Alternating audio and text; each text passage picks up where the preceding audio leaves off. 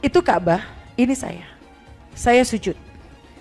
Saya sujud, tiba-tiba baru sujud 1 detik, kaki saya, bukan kaki, kepala saya tuh ditendang. Des. Kaget saya. Tuhan, saya nggak bilang Allah, Tuhan, saya bilang gitu. Terus saya cari kiri kanan, siapa yang tendang saya? Saya tanya teman saya, lo lihat nggak siapa yang barusan lewat di kaki, di kepala gue? Enggak, Uni.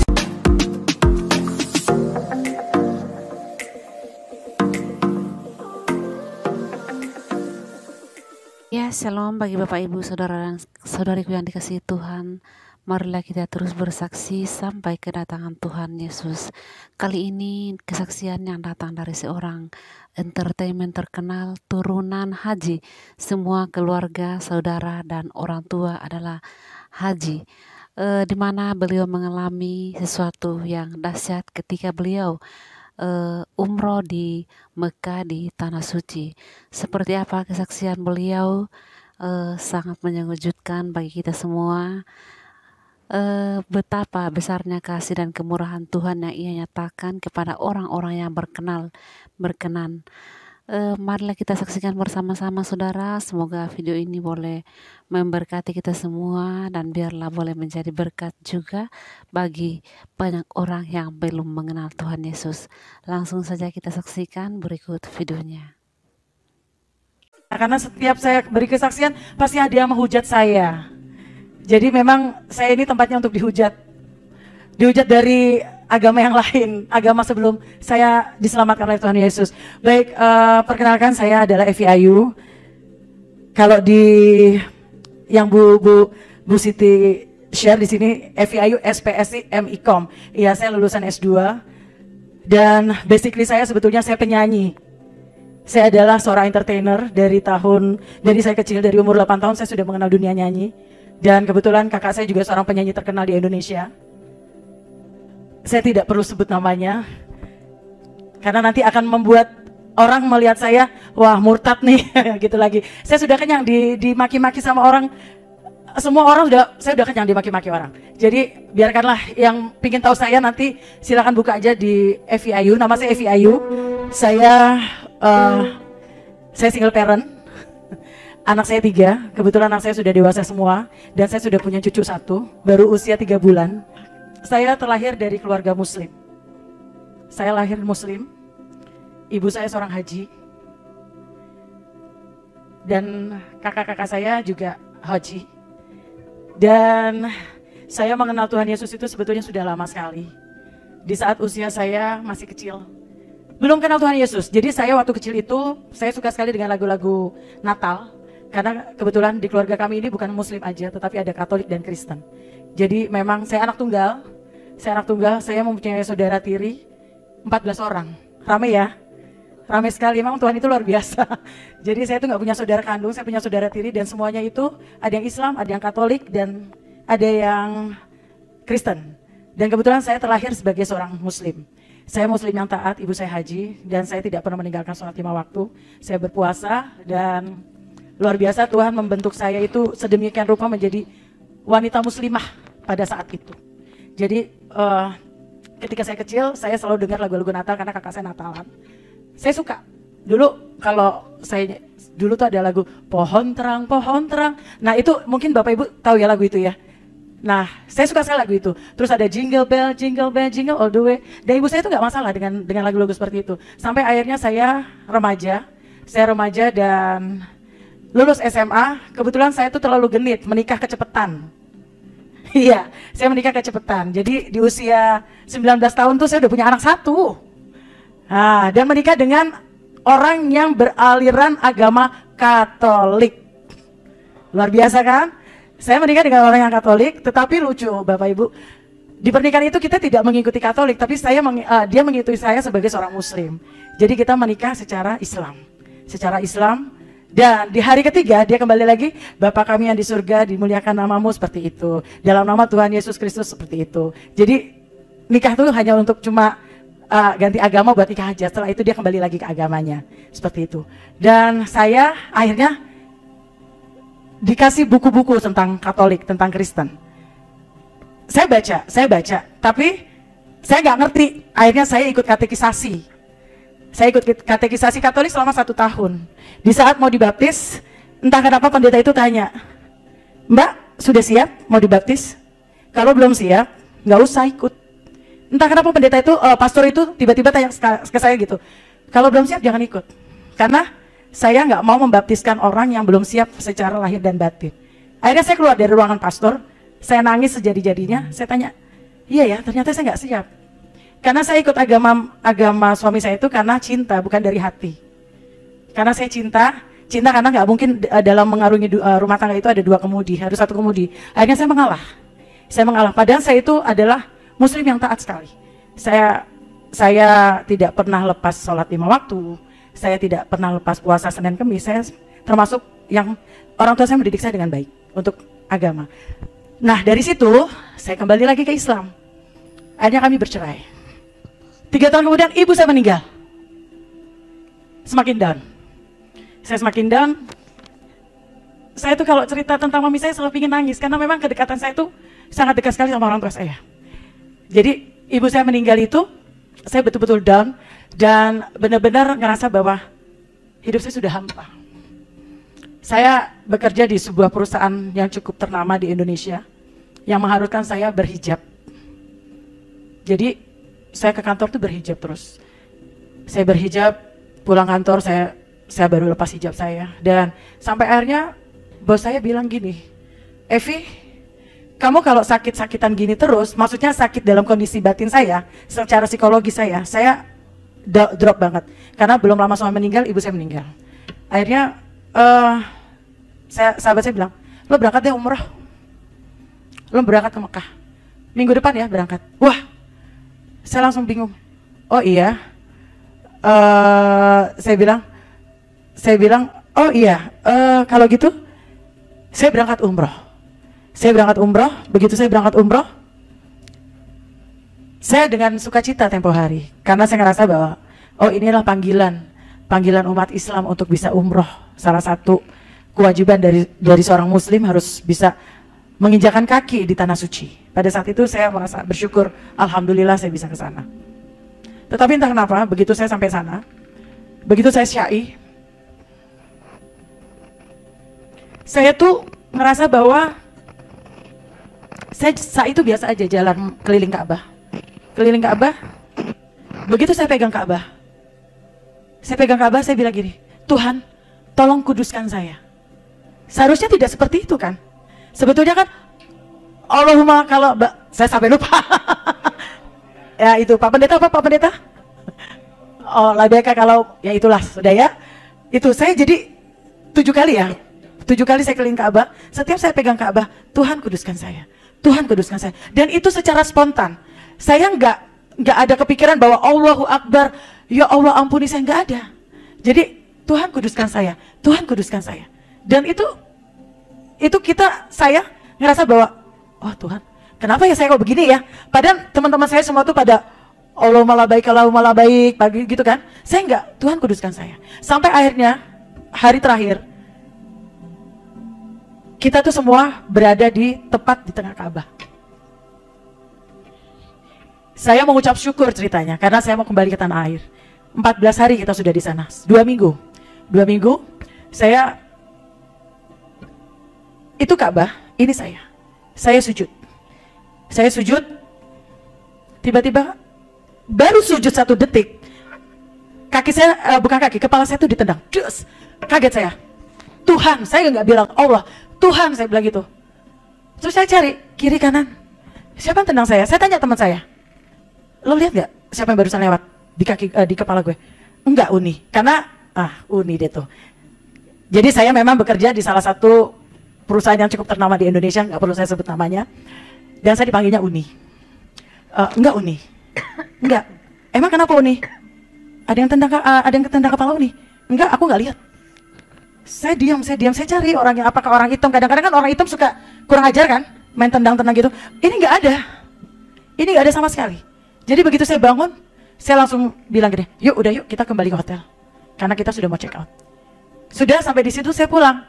Di dalam pesawat itu pada saat itu adalah Ramadan, puasa. Jadi kita puasa Ramadan, di sana kita puasa Ramadan. Dan saya tuh, teman-teman saya semuanya puasa. Pulang ke Indonesia tuh puasa. Saya enggak. Tapi kalau ditanya teman saya, Evi, lu puasa? Puasa. Dikasih minum saya ambil. Saya simpen, karena saya takut kehausan. Karena saya nggak bawa, nggak boleh bawa air minum kan. Akhirnya ada teman saya ngasih minum, saya ambil. Devi, minum. Saya ambil, mereka sudah tidur semua, saya minum. Saya lihat kiri kanan, nggak ada yang ngeliatin saya, karena di sebelah saya tuh nggak ada orang. Waktu itu kami pulang ke Indonesia tuh pesawat kosong. Hanya rombongan saya dengan rombongan, ada beberapa tiga rombongan. Kosong. Jadi saya lihat kiri, tidur. Lihat kanan, tidur. Oh aman, saya minum. Begitu buka puasa, mereka pada buka puasa. Vi udah buka puasa. Oh iya, buka puasa ya, makan korma. Ikut makan korma. Sampai di Jakarta, saya langsung bilang, kok gue begini banget ya? Kok gue kayaknya nggak menghargai banget bahwa kegiatan rohani saya tuh, kok saya nggak ada damai sejahtera gitu ya? Kayak saya tuh main-main aja gitu. Entah kenapa saya nggak ngerti. Akhirnya sampai ke Jakarta, 1 minggu saya di Jakarta, saya dikasih sakit. Baru pulang dari Mekah, dari umroh, saya dikasih sakit. Sakitnya waktu itu adalah pipi kiri saya. Pipi kiri saya ini kayak mau stroke. Jadi 1,5 bulan ini getar. Saya udah berobat kiri kanan, nggak ada yang sembuhin, nggak ada yang bisa sembuhin. Ini belum sembuh, kaki kiri saya dihantam. Saya nggak bisa jalan. Saya nggak bisa turun dari tempat tidur. Saya nggak bisa melangkah ke kamar mandi. Saya cuma nangis. Dan saya nggak bisa ke kantor.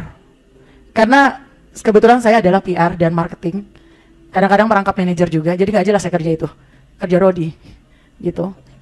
Jadi, saya bilang sama teman saya, gue nggak bisa ke kantor, sakit. Tapi udah kelamaan loh, udah 1 bulan loh. Iya, gue sakit. Kaki gue nggak bisa turun dari tempat tidur. Akhirnya saya kalau mau ke kamar mandi atau mau turun, saya panggil mbak saya. Mbak, saya teriak mbak, karena nggak ada bel. Saya nggak mau kayak orang tua.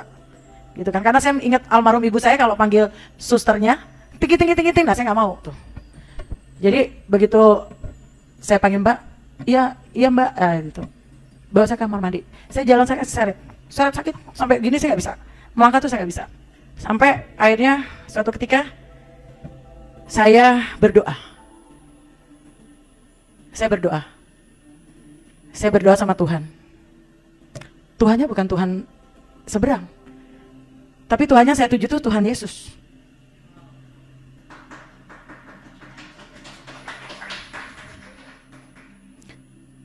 Jam 12 malam tepat saya bangun dari tidur saya. Karena saya itu taat sekali melakukan sholat tahajud. Jadi saya jam 12 malam saya bangun. Saya bilang, Tuhan, Engkau yang kusebut dengan nama Tuhan Yesus.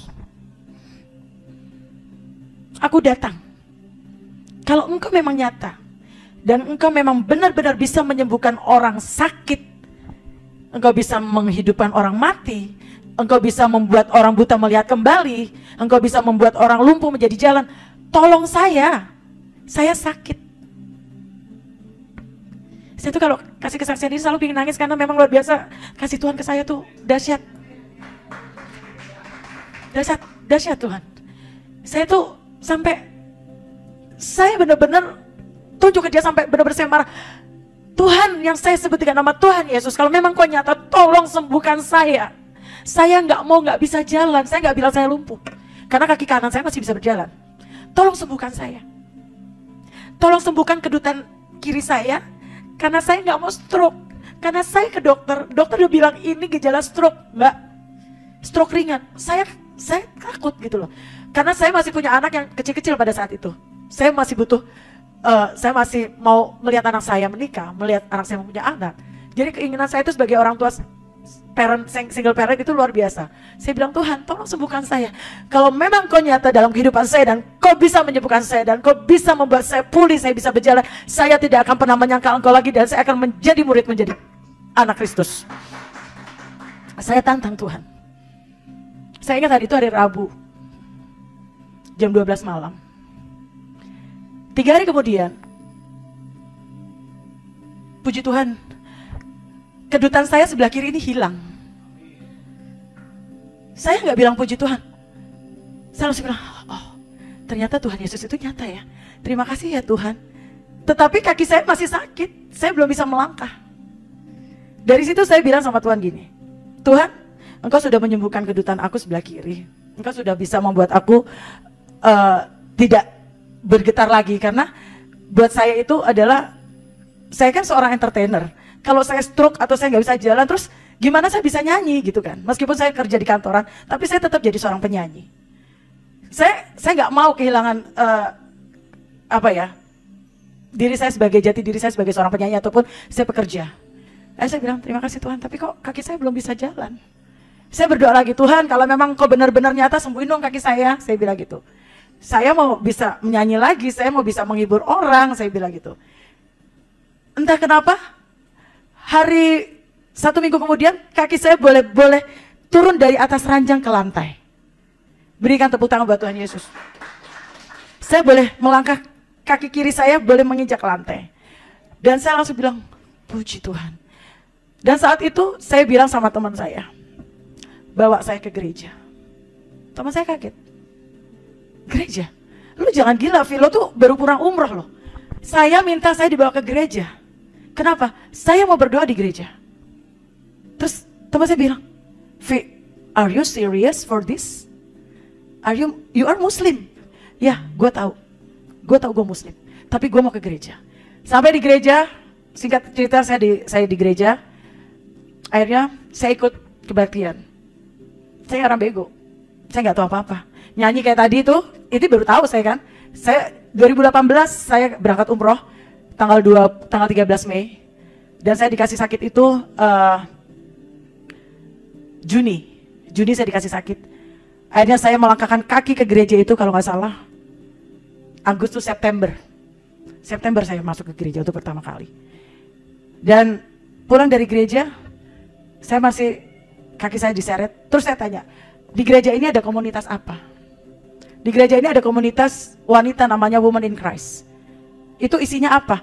Mereka bingung, kok nanyanya gitu? Berarti Mbak, saya Muslim. Saya mau tahu tentang Tuhan Yesus. Oh, langsung disambut baik oleh gereja tersebut. Oke Mbak, datang aja setiap hari Kamis. Akhirnya saya datang hari Kamis. Saya datang ke Kamis dengan kaki masih diseret. Entah kenapa tiba-tiba ada pendeta bilang, saya mau mendoakan ibu muda di sini yang tidak bisa berjalan. Saya tengok kiri kanan. Ini ngomongnya sama siapa ya? Kok kayaknya semuanya mukanya cerah-cerah aja, yang kesakitan cuma saya. Terus saya bilang, ibu nggak usah nengok kiri kanan. Saya bingung, kok dia bisa tahu saya nengok kiri kanan? Padahal itu kan pendeta di sini ya. Saya di ujung sana, yang itunya jemaatnya banyak banget. Kok dia tahu saya nengok kiri kanan? Ibu nggak usah nengok kiri kanan. Saya akan berdoa dari sini dan ibu tidak usah berdiri. Saya akan doakan ibu supaya ibu bisa melangkah selepas pulang dari gereja ini. Dan mujizatnya, saya dikasih kesembuhan di situ. Jadi memang Tuhan itu nggak mau ngelihat saya tersesat. Karena umur 19 tahun saya sudah mengenal Tuhan Yesus, tapi saya menyangkal untuk kembali ke agama saya sebelumnya. Dan ternyata Tuhan nggak senang saya ke sana lagi. Dan Tuhan membuat saya itu sakit. Dan itu sakitnya itu saya melangkah bukan di situ lagi. Saya mulai ngikut ke gereja. Terus Tuhan kasih cobaan ke saya. Terus saya dikasih COVID. Jadi COVID pertama kali itu saya COVID yang terparah. Oh enggak, pertama kali itu COVID tetapi dokter tidak menyatakan kalau saya COVID. Tapi gejalanya saya COVID. Saya muntah-muntah, saya nggak bisa jalan, saya nggak bisa mencium selama 7 hari. Dan saya cuma berserah sama Tuhan, bilang gini, Tuhan Yesus, kan saya udah percaya Tuhan nih, saya bilang gitu. Tolong dong sembuhin saya COVID. Saya nggak mau sakit, saya bilang gitu. Saya nggak mau mati, anak saya masih kecil, saya masih mau ngurus anak saya. Itu Tuhan kasih kesembuhan lagi. Tepuk tangan buat Tuhan Yesus. Tahun kemarin, saya dikasih lagi COVID yang lebih parah. Sampai saya berada di Wisma Atlet selama 2 minggu. Di situ saya benar-benar merasakan bahwa mukjizat Tuhan itu nyata. Mukjizat Tuhan itu nyata. Karena di saat saya sakit, entah kenapa saya selalu berseru, Yesus tolong dong sembuhin saya. Saya nggak mau sakit. Saya nggak mau kayak gini, saya nggak mau mati. Jujur Bapak Ibu, saya itu takut mati.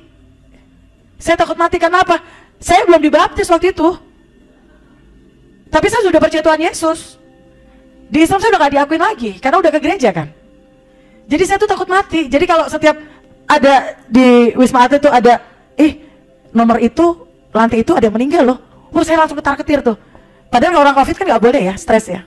Langsung bilang, Tuhan, tolong kasih saya kesembuhan supaya saya bisa bersaksi bahwa Engkau adalah nyata dan Engkau adalah hidup dan Engkau bisa menyelamatkan orang yang percaya kepada Engkau. Saya bilang begitu. Dan akhirnya puji Tuhan, saya dikasih sembuh. Nggak sampai di situ lagi. Tuhan kasih cobaan lagi ke saya. Anak saya dikasih COVID, semuanya. Jadi kita tuh terpecah-pecah rumahnya. Saya di Wisma Atlet, anak saya sendirian di rumah, satu lagi ngungsi ke rumah tantenya, satu lagi ngungsi lagi nggak tahu di mana sama temennya. Saya cuma bilang, Tuhan, kenapa harus saya dicoba terus? Dan saya percaya Tuhan itu sedang membentuk saya untuk lebih percaya lagi. Setelah itu saya sering ikut ibadah. Jadi saya adalah penyanyi, ada salah satu tempat saya nyanyi, kebetulan mayoritasnya Kristen, dan setiap ibadah dia minta, Evi boleh nggak lu nyanyi lagu rohani? Saya bingung, karena saya nggak punya lagu rohani pada saat itu. Lagu apa ya, Ci? Terserah, lu pokoknya pimpin ibadah. Saya cuma bingung, oh iya yang kemarin itu nyanyinya begini, gua harus ngikutin gini. Akhirnya saya nyanyi ibadah. Dari 2019 saya ibadah, melayani ibadah di salah satu tempat. Nah, waktu pandemi datang, itu semua kafe tutup kan. Saya nggak kerja. Sampai kafenya buka lagi, baru, Evi, lo nyanyi lagi ibadah ya? Hah? Saya cuma bengong. Iya, Ci, ini lagunya ini, saya nggak ngerti. Akhirnya saya belajar. Saya bilang, setiap saya lihat WL di gereja, saya bilang gini, Tuhan, saya kan punya suara yang lumayan bagus buat diri saya sendiri. Entah kalau orang awam dengar suara saya cempeng atau apa, bodo amat, saya bilang gitu kan. Kenapa sih saya nggak bisa kayak gitu? Saya pingin kayak gitu tuh. Pingin bisa nyanyi di atas mimbar. Masa saya lagu rohana bisa, lagu rohani nggak bisa? Saya begitu. Akhirnya saya bilang, entah kenapa Tuhan sayang sama saya. Saya dikasih, dicekokin kayaknya. Nih Vi, setiap saya buka YouTube, nih Vi, lagu rohani yang lo harus belajar. Nih Vi, lagu rohani yang lo harus belajar. Kayak gitu terus. Sampai akhirnya saya bilang, kapan gue bisa nyanyi di atas mimbar kayak gitu? Saya akhirnya bisa merasakan itu tahun kemarin. Ada teman saya, namanya Sandy Luntungan. Saya diminta sama Sandy Luntungan untuk bisa nyanyi di grupnya dia, namanya Just the Gospel. Dia bingung, Vi, lo udah Kristen ya sekarang? Saya bilang, saya dengan singkatnya saya bilang, iya, kenapa bos? Oh, puji Tuhan, berarti lo ikut gue ya nyanyi? Nyanyi apaan? Rohana. Di mana? Kafe mana? Karena saya penyanyi kafe, Bu. Jadi pikiran saya kalau diajak nyanyi sama Sandy Luntungan itu nyanyi kafe. Kalau nggak kafe nyanyi di mana gitu, ada acara. Enggak, Vi, kita nyanyi di gereja. Hah? Nyanyi di gereja? Iya, nyanyi puji-pujian. Saya bilang gini, kalau orang Islam bilang subhanallah, kalau saya puji Tuhan gitu kan. Akhirnya saya bingung. Gue nggak tahu sen lagunya. Nih lo belajar gini-gini. Akhirnya tahun kemarin, Natal kemarin, puji Tuhan, Tuhan pakai saya untuk bisa nyanyi di ratusan jemaat. Dan saya menyanyikan lagu itu dengan sukacita. Dan akhirnya apa yang menjadi keinginan saya untuk bisa melayani Tuhan itu tercapai. Tuhan luar biasa pakai saya. Tapi jangan senang dulu Bapak Ibu. Pada saat itu saya malu. Karena saya belum dibaptis. Jadi Tuhan itu kasih berkat ke saya, lewat saya boleh melayani Tuhan. Tetapi saya ada rasa malu. Setiap habis pelayanan, pasti dia tanya, lo udah dibaptis, Vi? Dibaptis di mana? Saya jawab, belum. Hah? Belum? Iya belum. Gimana sih anak Tuhan itu harus dibaptis? Sampai akhirnya, nah Tante Kris ini adalah salah satu orang yang menyuruh saya untuk baptis. Waktu itu beliau sangat, Evi pokoknya kamu gak boleh salah pendeta ya. Kalau kamu salah pendeta itu nanti kamu begini. Saya bilang, iya tante.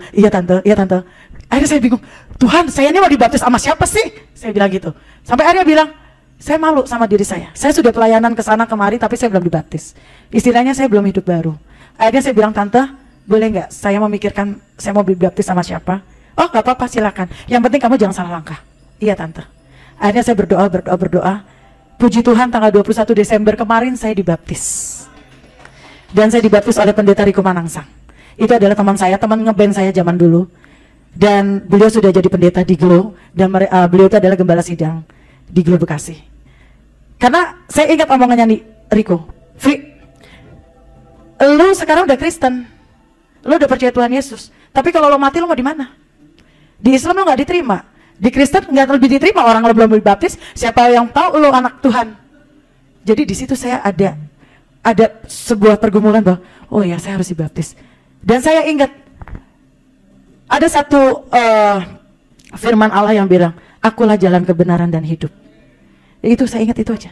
Dari saya masih umur 20 tahun, kakak saya selalu bilang gitu, Vi, ini loh Kristen, akulah jalan kebenaran dan hidup. Tidak ada boleh seorang pun yang mulai aku sampai ke rumah Bapak, begitu ya. Dan akhirnya saya bingung, oh iya, kalau gue mati gue kemana ya? Akhirnya saya menerima baptisan tanggal 21 Desember. Dan kemarin adalah Natal keempat saya boleh ikut untuk menjadi seorang Kristen yang benar-benar hidup baru. Dan tidak sampai di situ Bapak Ibu, jangan senang dulu. Saya dibaptis tuh banyak yang hujat Bu, itu gara-gara Lucy Daifa. Saya jadi diundang Lucy Daifa untuk ikut podcastnya beliau. Disitulah saya menceritakan siapa saya, bagaimana kehidupan saya, sampai akhirnya teman-teman artis saya semua menghujat saya, kafir, murtad. Dibayar berapa lu jadi Kristen? Hebat ya, ngikutin laki-laki mana lo bisa jadi Kristen. Oh, saya sakit hati digituin. Saya bilang sama Lucy, lo udah menghujat agama lo sendiri. Saya tanya Lucy, emang gue ada yang menghujat agama gue? Enggak, setahu gue. Kenapa gue dimurtad-murtadin ya? Enggak apa-apa Vi, lo mau naik kelas katanya. Bapak Ibu tahu, sampai saya dikeluarin dari grup saya sendiri. Saya ada di YouTube dengan Evi Ayu, channel saya Evi Ayu. Dan ada channel saya namanya K3. Saya, karena keimanan saya sudah ke sana mengikuti Yesus, sudah diselamatkan oleh Yesus. Karena saya percaya, bukan saya milih Tuhan, tapi Tuhan yang memilih saya. Dan di saat dia tahu, saya sudah dibaptis dengan channelnya Lucy, dia maki-maki saya. Pendusta agama, penista agama, murtad. Dibayar berapa kamu sama Lucy? Dibayar pakai apa kamu sama Lucy? Saya bilang, saya nggak dibayar apa-apa. Saya emang begini. Saya sudah menemukan sukacita. Saya sudah menemukan damai kesejahteraan buat diri saya. Dan saya sudah merasa diselamatkan. Dari situ, dari saya dibaptis, saya nggak punya kerjaan Bapak Ibu. Nol. Tuhan nggak kasih kerjaan saya. Yang tadinya saya banyak job, saya nyanyi kiri kanan, begitu saya dibaptis jebret. 1 bulan saya nggak punya uang sama sekali. 1 bulan saya nggak kerja, saya nggak nyanyi. Saksinya masih ada, itu namanya Awan. Sampai saya bilang, yang aku nggak punya duit ya, sabar ntar ada lagi. Iya, sampai saya bilang, saya nggak dikasih kerja sama Tuhan. Tuhan memberikan saya 0. Tabungan saya tinggal berapa lu setiap hari saya bilang? 10.000 ya? 20.000? 25.000? Tabungan saya tempoh hari tinggal 25.000. Dan itu harus ngisi podcast sama Lucy. Bayangin aja rumah saya ke rumah Lucy, ongkosnya 50.000. Bingung kan saya? Saya cuma bilang, Lucy, gimana ya Lus supaya saya bisa ke sana? Dalam nama Tuhan Yesus ada. Akhirnya Tuhan memproses saya sedemikian rupa hingga saya boleh ada sampai saat ini adalah kasih dan karunia Tuhan. Saudara yang terkasih dalam Tuhan, jika Tuhan telah menghampiri kita, tak ada satupun kita yang bisa dan mampu menolaknya. Iya, demikianlah saudara, telah kita saksikan bersama-sama seperti apa dan bagaimana Ibu Haji ini bersaksi sangat ajaib ketika beliau umroh dan mengalami sesuatu yang sangat ajaib, yang merupakan awal beliau untuk mengenal Tuhan Yesus, percaya Tuhan Yesus sebagai Tuhan dan Juru Selamat di dalam hidupnya. Sepatutnya kita orang-orang Kristen yang terlahir sebagai Kristen tulen, kita patut malu kepada orang-orang yang baru mengenal Tuhan Yesus, karena luar biasa kasih dan kemurahan Tuhan terhadap mereka yang benar-benar terpanggil begitu mendalami dan mengetahui kepribadian Tuhan Yesus hingga mau mengikutinya. Tak banyak yang menghujat, tetapi dengan kuasa dan kuasanya banyak yang terpanggil. Puji Tuhan dan Shalom.